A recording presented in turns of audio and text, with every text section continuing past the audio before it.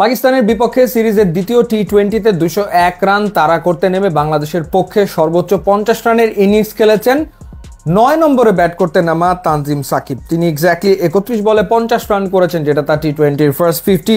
5টা ছক্কা তিনি হাঁকিয়েছেন। লাহোরের উইকেট আসলে কতটা ভালো সেটা তানজিম সাকিবের এই ব্যাটিং দেখেই বোঝা যায়।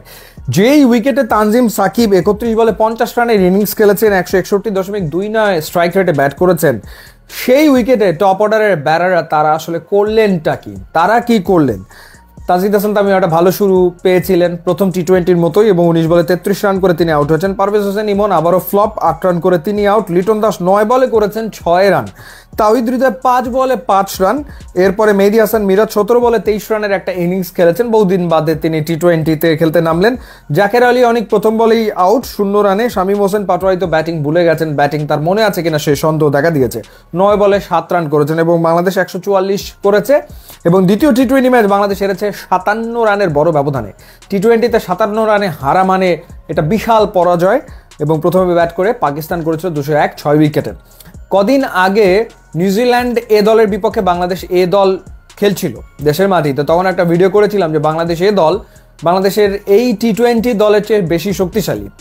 সেটাই আসলে মনে হচ্ছে। সংযুক্ত আরব আমিরাতের বিপক্ষে সিরিজের যে ক্রিকেট বাংলাদেশ খেলেছে বা পাকিস্তানের বিপক্ষে প্রথম 2 টি-20তে বাংলাদেশ যা খেললো, তাতে করে সেই কথাটাই আবারও বলতে ইচ্ছে করছে যে আসলে এই বাংলাদেশ স্কোয়াডের চেয়ে বাংলাদেশ এ টিম স্ট্রঙ্গার, শক্তিশালী। যেই টিমে নুরুল হাসান সোহান রয়েছেন কিংবা যেই টিমে মাহিদুল ইসলাম অঙ্কন তিনি খেলেছেন, ইনফ্যাক্ট যে এমার্জিং টিম খেলছে সাউথ আফ্রিকার বিপক্ষে, আমার মনে হয় যে সেই এমার্জিং টিমও পাকিস্তানের বিপক্ষে এত খারাপ ক্রিকেট খেলতো না যতটা খারাপ ক্রিকেট এই টিমটা খেলেছে।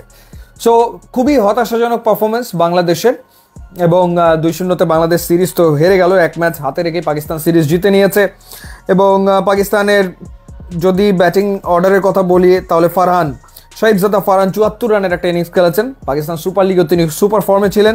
হাসান নওয়াজ যথারীতি তার ব্যাটে রান 26 বলে 51 রান তিনি করেছেন। মোহাম্মদ হারিস করেছেন 25 বলে 41 রান। বাংলাদেশি বোলারদের ভেতরে হাসান মাহমুদ 2টো উইকেট নিয়েছেন। তানজিম হাসান সাকিব 4 ওভারে 36 রানে 2 উইকেট নিয়েছেন। একটা উইকেট নিয়েছেন রিশাদ হোসেন, যদিও তিনি আবারও এক্সপেন্সিভ, আবারও তিনি 50 রান দিয়েছেন।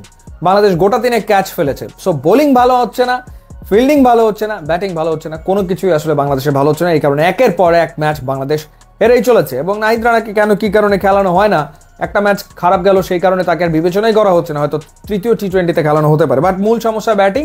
এই ব্যাটিং দিয়ে আসলে টি-20 হবে না। এইখানে আসলে অনেক বড় ধরনের কারেকশন লাগবে, তাছাড়া বাংলাদেশ টি-20তে সুবিধা করতে পারবে বলে মনে হয় না। ইউটিউব এবং ইনস্টাগ্রাম লিঙ্ক দেওয়া আছে, আপনি যদি যোগ দেন তাহলে খুবই খুশি হবেন। Thanks for watching.